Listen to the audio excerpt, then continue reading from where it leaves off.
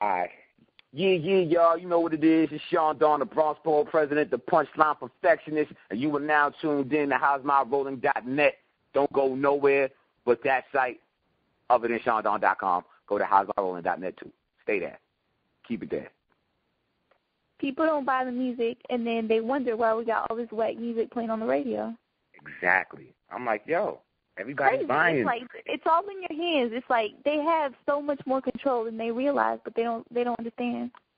Yeah, and people say this all the time. It's like, yo, if you like this artist, buy the record.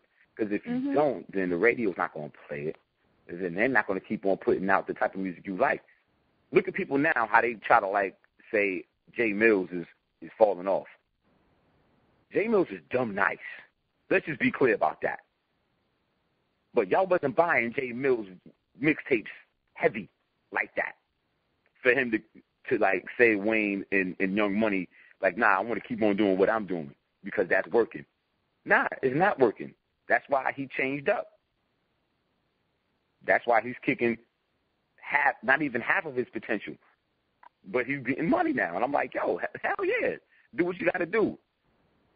You know what I'm saying? I'm like, I can't stand these faux pas hip-hop niggas who always say, oh, this rapper fell off because he's doing this soft shit.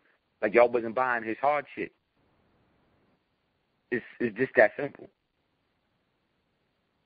They're used to the free access. You go online, it's just incredible the amount of music that's online. So they probably feel like, why am I going to pay for this? I'm getting it for free. And then, you know what, and then I fault that on a lot of artists now. There's so many artists is putting out free EPs, free albums. I'm like, for what? Make these niggas pay for it. Yeah. You know what I'm saying? Like, yo, stop putting out dope shit and giving out for free because you fucking it up for me. I don't give nothing out for free.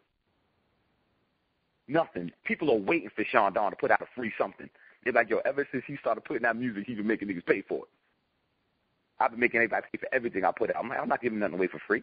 Because as soon as I do that, I ain't never going to buy nothing there. Everybody, fuck that. Look at all that effort you put in that last train you gave away for free, my nigga. Woo, that was heat. Give me some more of that shit. I'm like, no. Like, nah. Like, last time I checked, I got bills to pay. I ain't here to rap to you, nigga. Like, for real. Like, this is a business. People need to understand that. It was free when I was rapping on the corner. It was free when I was battling in the park. It was free when I was a kid living with my mother. When I turned 19 and got my own apartment, free became a fee. I dropped the R out that bitch. Like, nah, you got to pay for this. What do you think people need to do now and the labels need to do now to get a control over this more? It's the people. Fuck the labels. We don't need labels. That's why most of the labels are folding now. We don't need labels. We don't need radio. We need the people. The people are they're the machine. At the end of the day, the label is just ain't nothing but like the Wizard of Oz. That little motherfucker behind that big ass machine fronting like, yeah, I control all this shit. Like, stupid. You let this motherfucker fool you? Like, yo, you don't got to go nowhere except straight to the artist. That's why I have Chaundon.com. I got the IMO show. That's my radio show on Chaundon.podomatic.com. Like, you don't got to go nowhere. You come directly to me. You want to hear my music? Come to my radio show. I don't just play my shit. I play everybody else's shit. I play artists that I don't even know. I give new artists shine on my shows. That's why I made my website. I don't just use my website for me. I promote everybody I think is dope. People I don't know who's dope. I promote them for nothing. So I'm like, yo, you can just go straight to the artist. I give you all the artist information. So if that artist that you like got a mixtape, got an album, hit that artist up on Twitter, boom, I'm going to buy your shit. Where can I copy that? You don't need to worry about going to the store and trying to find it. It ain't going to be in Best Buy. You know how much it costs to put a record in Best Buy? That shit is paper. So, like, a broke artist can't put his album in Best Buy if he ain't got no budget or no label behind him. So I'm like, yo, forget it. Just deal with the artist. Act like this is 1979 when, you know what I'm saying, when nobody respected hip-hop, but you went and found it and bought it. Act like this is the 80s when they didn't care about us being in the Grammys.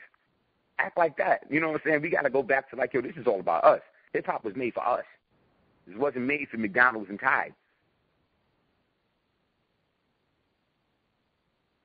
That's crazy. Like, I don't know, because I'm like processing everything you're saying, and it's like thinking about how everything's progressed to, like, what do you think happened, and what do you think went wrong for things to get to how they are now? Greed. That was the main thing. It started with the labels, you know what I'm saying, and then, you know, because like in the mid-'90s, like the late '90s, a lot of money was being generated, you know what I'm saying, and it was like, yo, if you do this, we'll cut you this check. And that's what happened. And then, like, labels got in bed with corporations, and corporations started running it. Because they was like, okay, yo, I want this. I'm going to cut the label the check to make the artist do this. And it was like, the music just got cheap as far as commercial goes. Like, you know what I'm saying, as far as, you know, putting it on TV, you know, selling products. Like, that's what, you know, artists coming up figured, like, oh, for me to succeed, I got to sound like this, opposed to how it was back in the day. Was like, for me to succeed, I got to be better than that. Right. Not sound like this. I got to be better than that. Like, when I came up, I had to be better than Kane. I had to be better than Big. I had to be better than Jay. I didn't have to be like none of them, because at that time, everybody was supposed to be different. Now, everybody's the same. Yeah. You know, Little John fell off, but there's a new Little John out now. Like, you know what I'm saying? Like, all of these artists that are garbage, like the Young Bergs, yeah, I name drop. I don't care. You know, I'm not affiliated with nobody. So, like, you know, all these artists, like Lil Zanes and all of them, Silk the Shockers, they still here.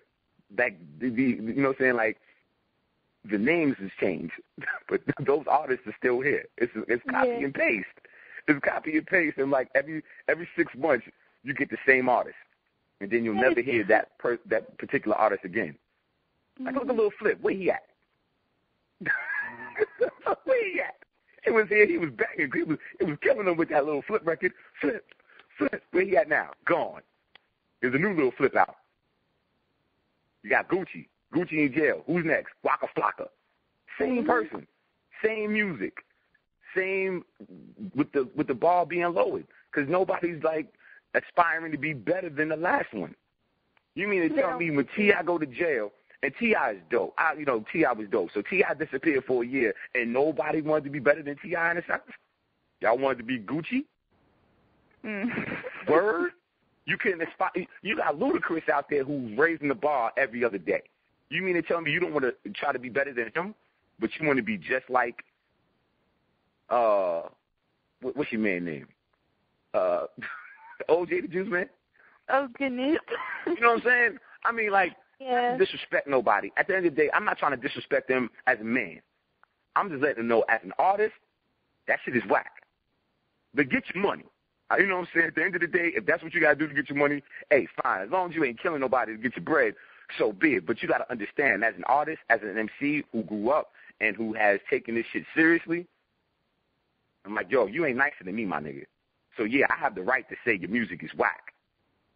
We ain't got to fight over it. But if you want to fight, that means you know I'm right, and you just want to, like, try to prove yourself otherwise. But you don't want to prove yourself word for word with me, because I'm going to handle you. I'm going to handle you in the cypher. I'm going to handle you on stage. I got a dope stage show. I will handle you.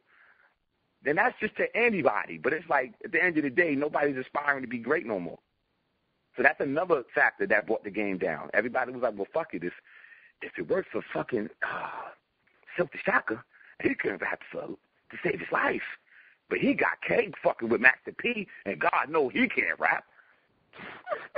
You know what I'm saying? Come on. Look at Jim Jones. I never liked Jim Jones, but until he made Ballin', I got brainwashed. I was like, you know what? Fuck it. I got brainwashed. I'm like, all right, like, whatever, Jimmy. Okay, whatever. But why no Jim Jones rap? Everybody got brainwashed, but nobody liked Jim Jones no more. Nobody talked about Jim Jones no more. What happened? After that Na Na Na Na Na came out, it was a rap. Mm-hmm. You know, the momentum. You know, the wool. It was no longer being pulled over your eyes. It was like, yo, you know what, for real, not for nothing, that was a good song, but he was not an MC. He wasn't dope. He really can't captivate me with words, with wordplay. He's not Big L. Big L was Harlem. Big L was flashy, and Big L was nice. He's nicer than Jay-Z. Nice. You know what I'm saying? Yeah. That's what I expect from artists. Yo,